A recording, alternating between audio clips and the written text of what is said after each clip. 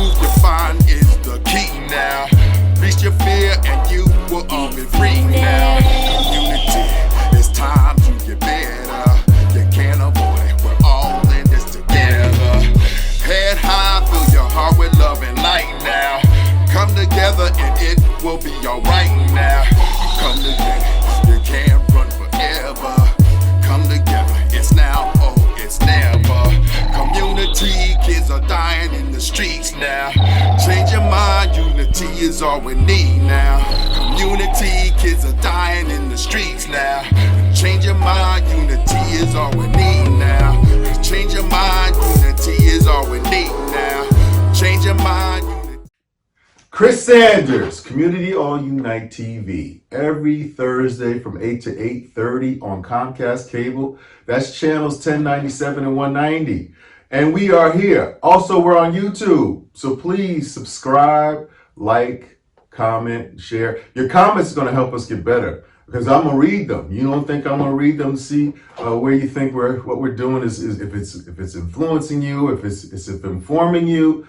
You know, because we have politicians on here, like mayors, councilwomen, and assemblywomen. Actually, Natasha Parnell is running for assemblywoman of the 37th district of Bergen County. Bergen County, and that's the 37th district. And she's going to, of course, travel that journey into being an assemblywoman if you guys help her and elect her and vote. And that I'm giving her the platform so that she can explain why she would be the best person for the job. Please tell them a little bit about yourself. And I love the fact that you're fearless, going after the goal. Thank you. Yes. You. Well, I'm Natasha Parnell, and yes, I'm running for Assemblywoman for the 37th District. The 37th District consists of 13 towns, which are Inglewood, Inglewood Cliffs, Teaneck, Tenafly, Hackensack, Alpine, Pagoda, Cresskill, Fort Lee, Leonia, Northvale, Palisades Park, and Rockley. Mm-hmm. Yeah. So now, what does an assembly person do? Because I've always heard about them, and I know that they are definitely community, a spokesperson for the community, but I never really knew what exactly they did. They do, Mm-hmm. yeah. Many people don't, and that's important for like people like yourself and even myself. I didn't really know what they did either until I decided to run and start researching a bit more. So each assembly person, their jobs are just to enact laws, Mm-hmm. To endorse bills and to basically make sure that their community in which they govern, quote unquote, they kind of deal a little bit with the budget, but it's more so making sure that their communities are secure, and secured in a way where the residents are safe. Like say for instance, there's something that's wrong with the street, or there's something along the lines of like community oriented. So once someone comes up with a bill, or if they want to change a law or modify it, they'll go to their assembly men or women first and have a talk with them, and then the assembly people will will either endorse that bill and pass it to the Senate, and then from the Senate will pass it to the governor's office. And once it gets to the governor's office, 9 times out of 10, the governor will either pass the bill and then it'll go to Congress. It'll go to the House of Representatives. Sure. Yeah. Now you had a really strange, I guess, a road to not popularity, but as far as notoriety. Now, notoriety sometimes is used as a negative term. Now, this way I'm using it as it's a negative and positive, because the reasons why you were thrown out into the public eye is a terrible situation of your brother being shot in the back with his hands up. So please tell me a little bit about that, and then how that kind of sparked you to start wanting to make a change. I know that might be one of your primary efforts is the police brutality. Yes. But then also that gives you a spark to do other things that you see that are wrong with the community, changing those things. So please tell them that story. Okay, well, I was 13 and my brother was, like you said, shot and killed. by Teaneck Police Officer Gary Spath and Wayne Blanco. Gary Spath was the officer that actually shot and killed my brother. So pretty much that happened to me 31 years ago. Mhm. And when I was 13, just experiencing puberty and things like that, I really didn't understand what was going on. It kind of felt like it was like just a nightmare, Yeah. and I was just hoping and praying that I just would wake up. Literally when trauma happens to any of us, we just think it's a nightmare, it's a bad dream, and we put it in our minds that we can just like wake up from it, and then when trauma happens to you when you're a teenager or a younger person, the younger you are, the more difficult I think it is for you to maneuver life, and for you to be able to understand like why it happened and how you're going to be able to get through it. So I say that to say at 13, I grew up and I became a woman in that instant, because I saw how it affected my mother, I saw how it affected my father, and we were a unit. I always say that both Clinton and I, which was his nickname, we had like a fairy tale childhood. Like my parents worked, and we were really good kids. We listened, we did our chores, we got allowances, and things like that. So it's like wrapping my mind, just thinking about it now, like the type of child my brother was. I'm like, I was kind of like, how did this happen, to my brother of all people, and so when it did happen, I just kind of lived my life the months following that. It was a nightmare. So in that moment when it happened, I said, okay, my parents are distraught, so it's up to me now. Clint's not here, so it's up to me now. I have to pick up that responsibility of finding out what happened to him, why it happened. I have to also make sure that mommy and daddy, were okay, and that I was doing my part and just holding the ties that binded us four together, just trying to do what I had to do. And when I say that, I mean like from that evening that my mom and I were told, and we got to the hospital that night, and it took them like maybe 30-40 minutes before we even was able to see my brother's body. And when we got there at the hospital that evening, I'm just playing back in my mind what happened. I saw like many Caucasian men with trench coats and the dark shades. So, I watched a lot of television with my brother, so I was like, okay, that must be the FBI or CIA. I knew it wasn't the Teaneck police because they didn't have any badges on. It was just like so many of them. It was like over 15, 20 of them with long trench coats and dark shades, and like this uniform haircut, so to speak. So I was like, okay, well, why are all these FBI agents here, And when we got to the room, my mom and I, the doctors took us in. Then there were two nurses in the room. There were like one nurse at the end of my brother's table at his feet, and then there was another nurse at the head of the table at his head, where his head was laying. And then there were two FBI agents standing near the nurses, and there were two FBI agents outside of the hospital door. So I'm like, okay, I know that they're supposed to allow the family, both my mom and I, some private time with my brother before we left the hospital. But that evening, the two FBI agents who were standing outside the door stood there, and they, didn't say a word and was just standing and, looking straight ahead. And then the two in the room never left the room. And then the nurses never left the room. So I'm playing back in my mind, like all of this stuff. And I'm like, something's not right automatically. So in the instant, I put my grown woman hat on at 13, and I was like, okay, I have to become my mother, my father, and play my brother's role, And in that moment of me thinking about all these different thoughts, I said, I'm going to become either a police officer, a lawyer, a judge, or a politician if I have to find out what happened to my brother. Right. And here I am 31 years later, after many, many marches, after meeting, unfortunately, many families who suffered, and went through the tragic loss of losing a loved one by the hands of a police officer. I know hundreds of families, and I've been in contact with hundreds of families, and it's unfortunate. Like it's a club that no one would want to be a part of. Sure. So. that's why I'm here. And you had a podcast for a while, and was that some reason? What was the reason behind it? Was it strategy to get to this point? No, I've always been a talker, and I've always wanted, like, as a kid, you stand in front of the mirror and like you perform in front of your family and your cousins and your friends. So I always kind of envisioned myself like having a talk show or like being on TV. So now in modern day time, everyone really has a podcast or, they get on, or not everyone, but they'll get on and film themselves and things like that. So it just came about where I was asked to be on a show years ago. And after the show, I got a phone call from the show's creators, husband and wife.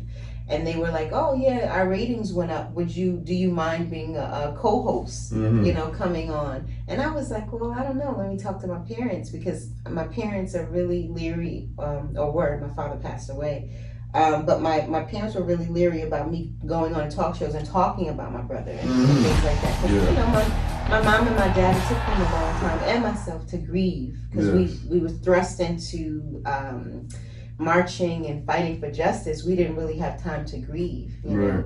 So anyhow, long story short, I just decided to start doing the podcast based off of being asked to be a co-host on a show. Sure. Yeah. Did you, when you were doing the marches, was Al Sharpton with you? Yes, Al Sharpton marched, Louis Farrakhan, Reverend Jesse Jackson, Dr. Leonard Jeffries, Reverend Daughtry, Herbert Daughtry. It was so many different civic leaders that were marching between 1990 and 1992, for like 2 years after it happened. What did it accomplish? I think it accomplished a lot because it brought more attention to an issue that had already been happening. It was Clifford Glover and Randy Evans, who were both shot and killed by the police officers in New York City. Right. And one of them was 10 years old, and he was shot in the back. So it was happening before my brother, but my brother's case, in other words, many people coined my brother's case as case ground zero. And the reason why is because Philip Parnell's killing was the first national attention. It brought national attention to an issue that was happening long before my brother. And I'm thinking because of the fact that it happened in a suburban town, it happened in Teaneck, New Jersey. We're not talking about New York City. We're not talking about Newark. We're not talking about Patterson. And not to, say that there's anything different or wrong with those cities. But Teaneck, New Jersey, in other words, is a suburban town. It's the first in the nation to desegregate its schools. So it's like, why did it happen? It shouldn't have never happened. Most of the police officers and staff, he actually knew my brother. So he could have allowed my brother to get away, or he could have, just arrested him and just, he knew where he lived. Right, he knew where he lived. So it was uncalled for. It was definitely excessive use of force on a police officer's part. Sure. Yeah, I come to go to Teaneck every once in a while, and of course, the people that are from Teaneck, they say, well, make sure you drive slow, because they'll stop you. Yeah. So I mean, I don't know. I've never been stopped there. I don't even know what the police look like, the police force look like, luckily. But as far as any issues, like you were saying something about the assembly person that nobody's running against, and you're running against him. What is he not doing that you can say that you're going to do? Well, I'm running the people that I'm running against are 2 Democrats and 2 Republicans, and I think out of the 5 of us, only 2 of us have like political experience. Okay. So the assembly person prior to me running was he's now running for senator. Because the senator in my district is retiring. So when I was talking about that, assembly persons, their sole purpose is to enact laws and to endorse bills. Right. So I was telling you that many of the assembly people prior to me, or the other 4, they have been in office for like 40, 50 years, and they've only endorsed like a handful of bills. So I'm like, why are these people still in office, or why are they still able to carry on that duty, so to speak, if they're not doing their due diligence and carrying out their duties, you know? So I plan on definitely endorsing as many bills, you know, that I could possibly endorse that make sense, that will make sense in a way that's going to benefit the community, you know, at large, not just on a political level. You know, I'm 100% grassroots. I'm not taking or accepting any money for like big corporations or anything like that. Everything I'm doing is through the people. You know? Right. So, and you're running as an independent. And I'm running as an independent, yes. Which is much, much harder because I'm going against that machine. Sure. You know, the Democrats and the Republican parties. And it's not like I have anything against them. It's just that I don't agree 100% with what their policies and procedures are. Because the same things that were happening 40, 50 years ago are still happening to this day.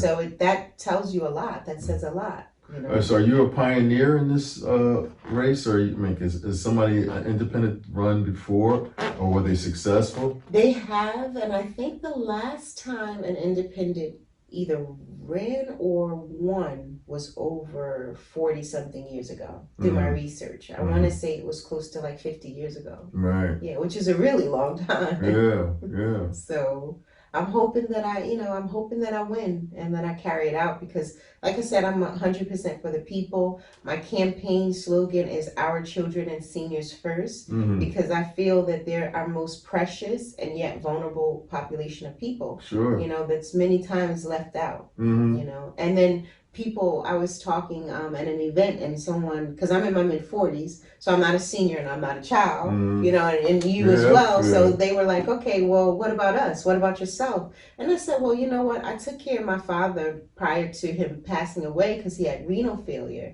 And I took care of my dad for like 8 years. And it was really daunting. It was a hard task, you know, and it was a hard pill to swallow to see your ailing parent, health deteriorating, you know, and you're doing all you can to try to keep your parent alive. Yes. You know, so my son at the time was only like 5 or 6. I was working 2 jobs, so I would have to leave the responsibility on my 5.5, 6-year-olds. And many times I had to leave work because my father wouldn't listen and stay in his room, which was upstairs. And then I would have to come home because my 5-year-old would call me like, Ma, you know, Grandpa fell down the steps, and I'm like rushing home so it was really, really, you know, a trying time. So I was telling that person, in other words, if we had something in place to take care of our parents and take care of our child, you know, or our children, then we could be relieved. And then in all actuality, it is taking care of us.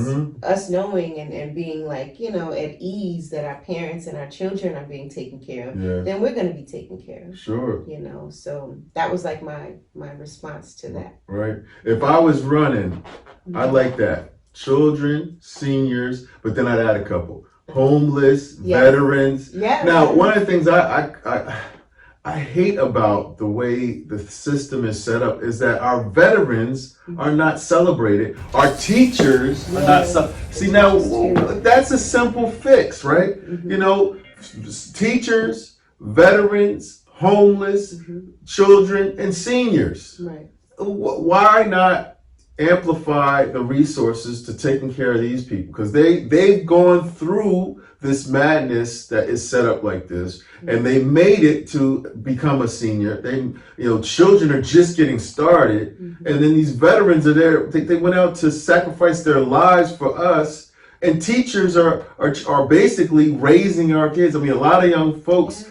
I'm sorry to say it, but these broken homes. They're doing their best, but they have to work sometimes 2 and 3 jobs. So the teacher is raising their kid. So why aren't we flooding the resources? No, we flood our resources into entertainment or war. Right. And so I'm giving you some stuff to to put into your platform, right? Definitely. I mean, I plan on focusing on the vets. Yeah. You know, I think like veteran homelessness and more programs and state funding towards the VFWs and things like that as well. Sure. I plan on talking about that. You know? I feel like I'm gonna be the candidate that's most transparent. You know, that's gonna be talking about issues that's affecting the community.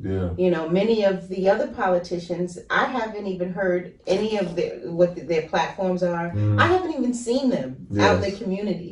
You know, and I know that I have to be out there and let the people see me and understand what my platform is, because I'm not really a politician. I'll put that out there. I am for the people, 100% for the people. Just because I'm not a politician doesn't mean that I can't learn to become more of a political minded person.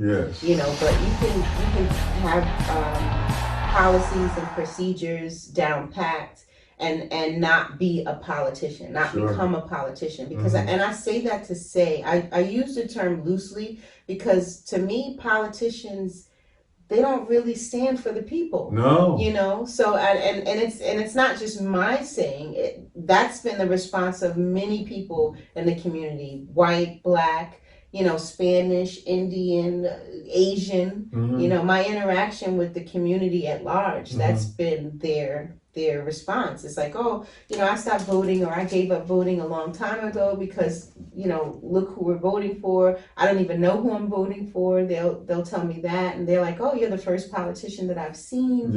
And I'm like, how is that even possible when I'm running against some people that have been in office for, like I said, 30, 40, 50 years. So I'm like, how can you not know them, or how can you tell me you never seen these people before? That's what I don't understand. So if you're a politician, I feel that you definitely have to be seen. You know, you have to make your rounds and go to these communities and things like that. And I was going to say, Rockley has a population of 625 people, and they're like the forgotten town. So I do plan on going to Rockley and you know, greeting the community members and things like that in Rockley, and finding out what issues that they have. You know, as I plan to do in all the communities, as many as I can, because it's 13 and I have a small window of time, because November 2nd is like right around the corner. You know, general election is right around the corner. Now, one of the things that I'd like to know, it's two things actually. One, I'm going to stay on that homeless situation for a second. The reason why I couldn't be a politician is because the people, the community, are fed this information about the homeless, about veterans, that it's unsafe to have them in the heart of their community now. Like, they want to move them on the outskirts into the industrialized areas because of the fact some of them have some mental issues, some of them. So, but what we should be doing is rallying around those people, because of the fact that, you know, they're our vulnerable community. You know, if we come together and we solve the situation, we come together and we fight against the situation, then we can make it better. But if we shun them and put them out to the outskirts, that's when you're, you know, basically just not really, you're trying to turning your back on them, right? So we had a situation where I had a project in the Ironbound. We were going to do a veterans housing with programs and beautiful housing facilities and everything. And our council person, and I'm not going to mention the council person, he was for it. Then the community was against it because they didn't want it in their backyard. And then he flipped.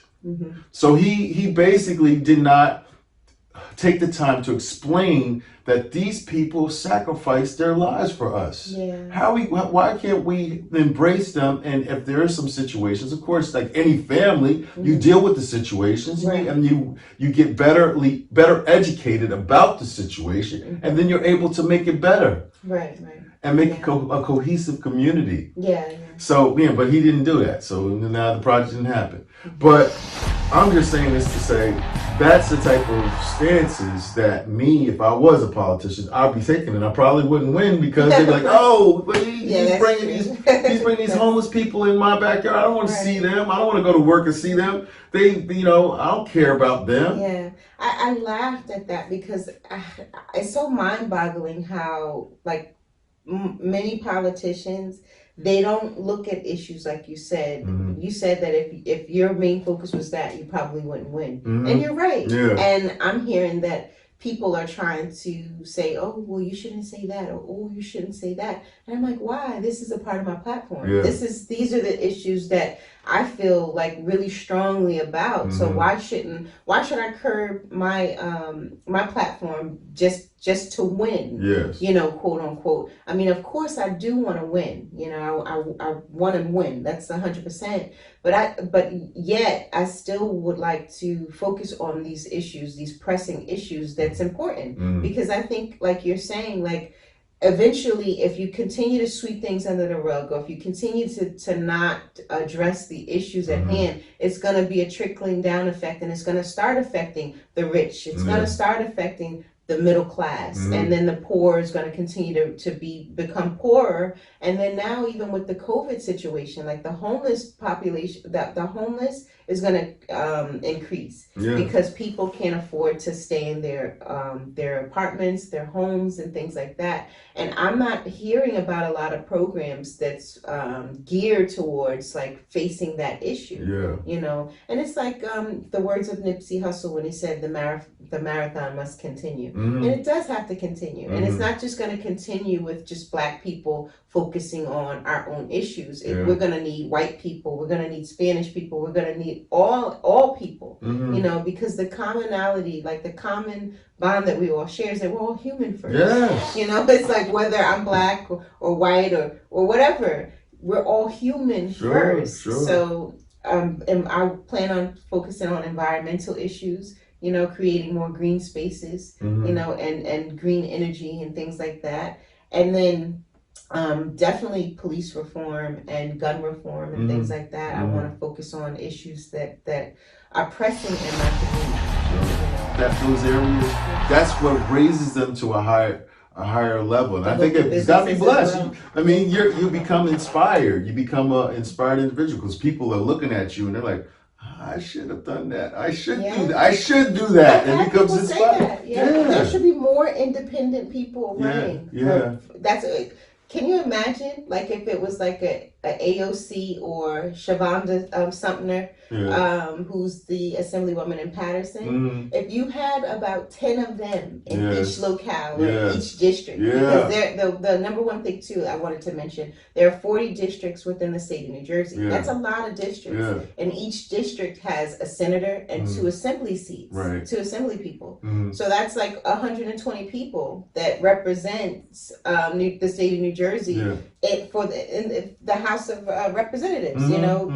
So therefore, if you had like 5 or 10 of the AOCs or the Shavonda Sumters or the Natasha Parnells, then things will start to change. They're Democrats, but they're like I like to call them like insurgent type of Democrats, they're like radical Democrats. that goes against the machine, that wants to see change, to want to see their communities bettered, and they represent all people, and that's why I respect them. Sure. So I appreciate you. Yeah, thank you so much. Definitely. Thank you. Community All Unite TV, another great interview on Comcast Cable and Xfinity. Channel 1097 and 190 every Thursday from 8 to 8:30. Please tune in. Please go onto YouTube and, of course, subscribe, like, and share, and comment, because your comments are going to help us make this thing even better. And I'm not going anywhere, and we're getting corporate sponsorships. The calls are coming in. We're about to have that happen.